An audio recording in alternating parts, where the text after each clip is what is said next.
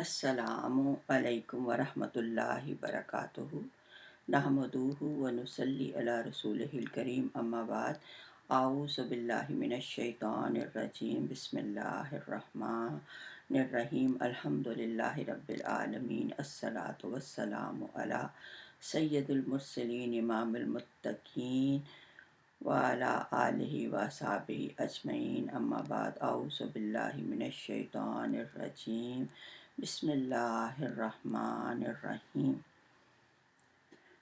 حضرت ابراہیم علیہ السلام اللہ تعالیٰ کے برگزیدہ اور ہمارے پیارے نبی صلی اللہ علیہ وآلہ وسلم اور تمام نبیوں کے جد امجد اور ابو الانبیاء ہیں۔ قرآن پاک میں اللہ تعالیٰ نے ارشاد فرمایا حضرت ابراہیم کے بارے میں، وَلَقَدْ آتَيْنَا إِبْرَاهِيمَ رُشْدَهُ مِنْ قَبْلُ وَكُنَّا بِهِ عَالِمِينَ، اور ہم نے ابراہیم کو پہلے ہی سے ہدایت دی تھی اور ہم ان کے حال سے واقف تھے۔ ابراہیم علیہ السلام کو نبوت عطا ہونے کے بعد آپ دیکھ رہے تھے کہ شرک کا سب سے بڑا جو مرکز ہے وہ حضرت ابراہیم کے خود ان کے گھر میں قائم ہے۔ ان کے باپ آزر کی بت سازی اور بت پرستی قوم کا محور بنی ہوئی تھی۔ آپ نے دعوت حق کی ابتدا اپنے گھر سے کی، ایک جانب باپ کا احترام اور دوسری جانب اللہ کے حکم کی اطاعت۔ آپ نے باپ کی سختی کا جواب سختی سے نہیں دیا بلکہ نرمی اور اخلاق کریمانہ کے ساتھ جواب دیتے ہوئے فرمایا کہ آج سے آپ پر سلامتی ہو، میں اللہ اس کے سچے دین اور پیغام حق کو تو نہیں چھوڑ سکتا۔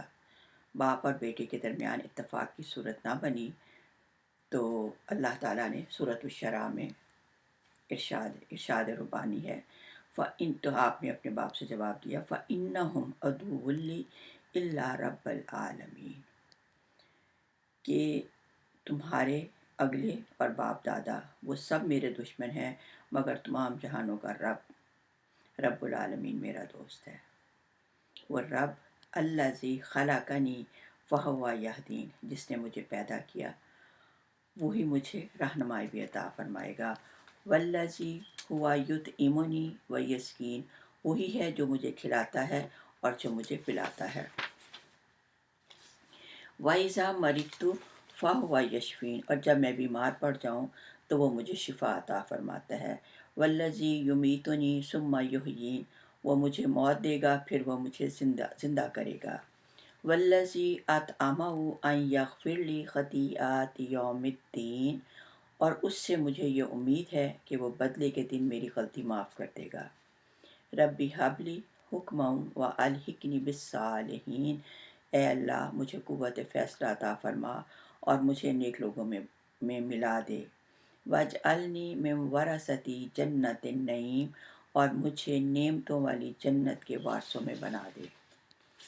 نمرود کے دربار میں سینکڑوں لوگوں نے شکایت کی کہ آزر صنم تراش کا بیٹا نمرود ہمارے معبودوں کا مذاق اڑاتا ہے اور ہمیں اس کی پوجا کرنے سے منع کرتا ہے۔ نمرود کو اس بات کی خبر ملی تو آپ کو بلایا، اپنے سامنے بلایا۔ آپ نمرود کے دربار میں گئے اور نمرود کو سجدہ نہ کیا۔ پوچھنے پر بتایا کہ میں اپنے پروردگار کے سوا کسی کو سجدہ نہیں کرتا۔ قرآن مجید میں نمرود اور حضرت ابراہیم کی گفتگو کو ان لفظوں میں بیان فرمایا۔ اللہ پاک نے سورۃ البقرہ 258 الم تر الی الذی حاج ابراہیم فی ربہ، کیا آپ نے اس کو نہیں دیکھا جس نے ابراہیم سے اس کے رب کے بارے میں جھگڑا کیا تھا؟ پھر اللہ کہتے ہیں ان آتاہ اللہ الملک، کہ اللہ تعالیٰ نے اسے حکومت دی تھی، یعنی مغرب اور مشرق کی تمام بادشاہی جو تھی وہ نمرود کو اللہ نے عطا فرمائی تھی۔ نمرود نے پوچھا تیرا رب کون ہے؟ اس قال ابراہیم، جب ابراہیم نے کہا ربی الذی یحیی و یمیت، میرا رب مردے کو جان دے بخشتا ہے اور زندوں کو بھی جان کرتا ہے۔ نمرود نے کہا قال انا احیی و امیت، کہ میں بھی یہ کر سکتا ہوں۔ اس نے 2 قیدیوں کو جیل خانے سے بلایا، پھانسی پانے والے کو چھوڑ دیا اور بے قصور کو پھانسی دے دی۔ پھر حضرت ابراہیم نے کہا काला इब्राहीम फ़इन्न अल्लाह याति बिश्शम्सि मिनल मशरिक़, मेरा रब तो सूरज को मशरिक़ से निकालता है, फ़ाति बिहा मिनल मग़रिब, अगर तो खुदा है तो सूरज को एक दिन मग़रिब से निकाल के दिखा। फ़बुहीतल्लज़ी कफ़र, ये दलील सुनकर नमरूद जो था वो हैरान हो गया और कुछ भी ना बोल सका। इस तरह ये मुनाज़रा जो था वो ख़त्म हो गया। हज़रत इब्राहीम का जो बाप था आज़र, वो नमरूद के यहाँ बड़े ओहदे पर chief officer of the state के मनसब पर फाइज था। जब हज़रत इब्राहीम अलैहिस्सलाम ने खुल्लम खुल्ला शिर्क की मुखालफत की और तौहीद की तबलीग शुरू की और बुतखाने में जाकर बुतों को तोड़ डाला, तो उनके बाप ने खुद उनका मुकदमा बादशाह के दरबार में पेश किया।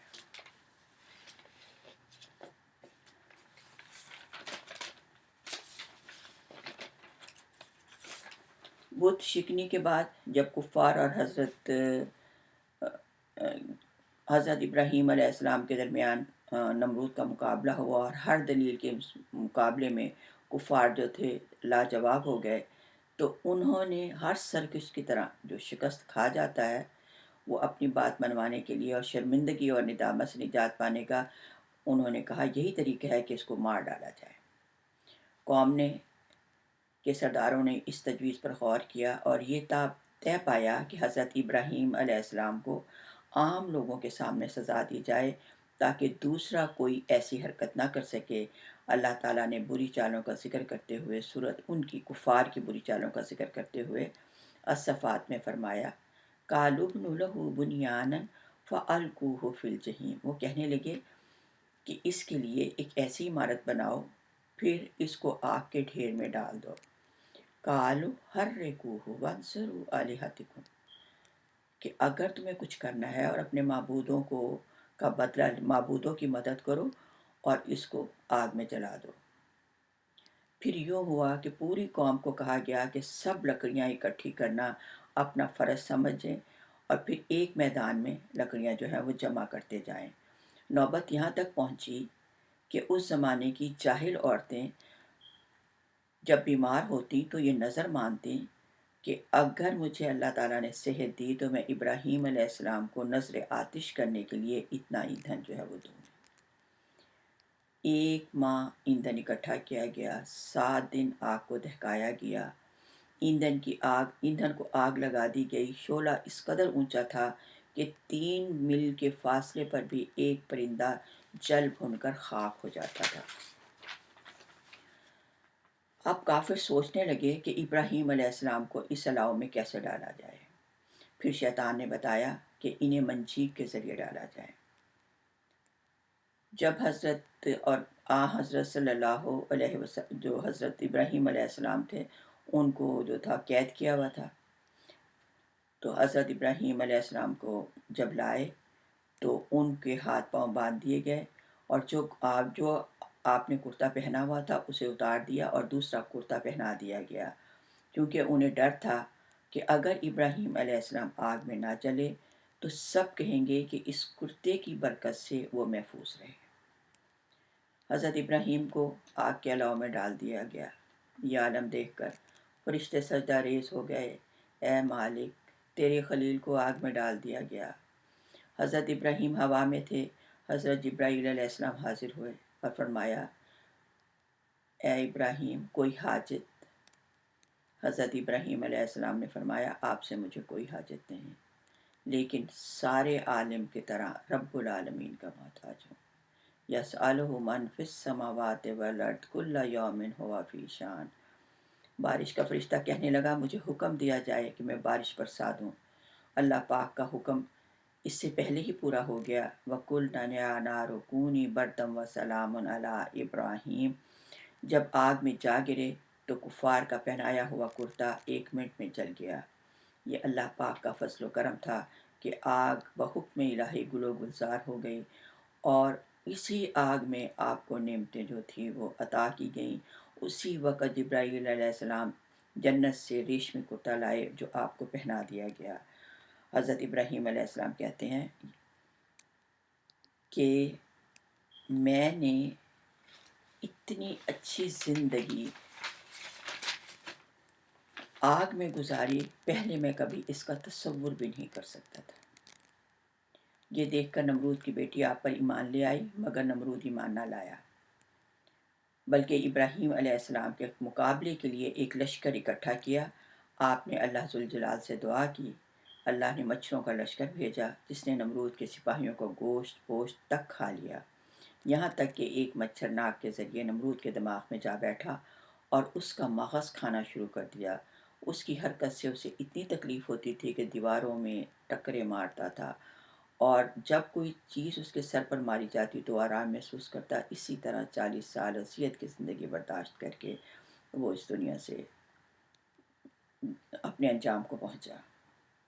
اتنا ظالم تھا کہ اس نے خوراک کی تمام چیزیں اپنی کو تحویل میں لیا ہوا تھا، صرف انہی لوگوں کو خوراک دیتا تھا جو اس کی خدائی کو تسلیم کرتے تھے۔ ایک مرتبہ حضرت ابراہیم علیہ السلام اس کے دربار میں خلا لینے گئے۔ اس نے کہا، پہلے مجھے خدا تسلیم کرو۔ تو حضرت ابراہیم علیہ السلام نے علی اعلان کہا، تو جھوٹا ہے، الہکم الہ واحد لا الہ الا هو الرحمن الرحیم، اور آپ کو دربار سے باہر نکال دیا گیا۔ آپ اور آپ کے ساتھی بھوک سے میرے حال تھے۔ آپ ایک ٹیلے پر تھیلا لے کر گئے اور ریت سے بھر لیا اور خدا قدوس سے دعا مانگی تو ریت آٹا بن گئی۔ آپ نے بھی کھایا اور اپنے جو ساتھی تھے انہیں بھی کھلایا۔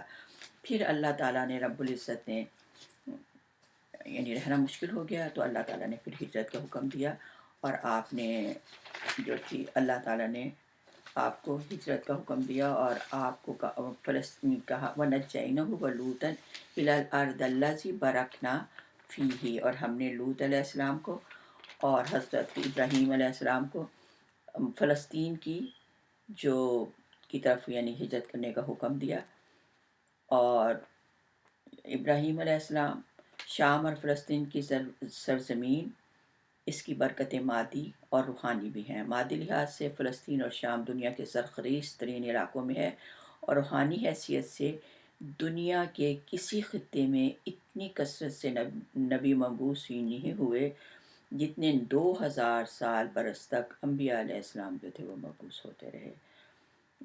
اور اللہ تعالیٰ پھر اپنے نبی سے، پیارے نبی صلی اللہ علیہ وسلم سے مخاطب ہے، هُوَ اجْتَبَاكُمْ مَا جَعَلَ عَلَيْكُمْ فِي الدِّينِ مِنْ حَرَجٍ، کہ میں نے برگزیدہ کیا، چن لیا اور تم پر دین کی کسی بات میں تنگی نہیں دی، ملت ابیکم ابراہیم، اور تمہارے لیے تمہارے باپ ابراہیم کے دین کو پسند کیا، هُوَ سَمَّكُمُ الْمُسْلِمِينَ مِنْ قَبْلِ وَفِي هَٰذَا، اس نے پہلی کتابوں میں تمہارا نام مسلمان رکھا اور اس کتاب میں بھی وہی نام رکھا، لِيَكُونَ الرَّسُولُ شَهِيدًا عَلَيْكُمْ وَتَكُونُوا شُهَدَاءَ عَلَى النَّاسِ وَأَقِيمُوا الصَّلَاةَ وَآتُوا الزَّكَاةَ وَاعْتَصِمُوا بِاللَّهِ هُوَ مَوْلَاكُمْ فَنِعْمَ الْمَوْلَىٰ وَنِعْمَ النَّصِيرُ، فَنِعْمَ الْمَوْلَىٰ وَنِعْمَ النَّصِيرُ، فَنِعْمَ الْمَوْلَىٰ وَنِعْمَ النَّصِيرُ۔ صدق اللہ تعالی وبلغ رسول اللہ صلی اللہ علیہ وسلم۔ اللہم انفعنا بہ وبارک لنا، الحمد للہ رب العالمین۔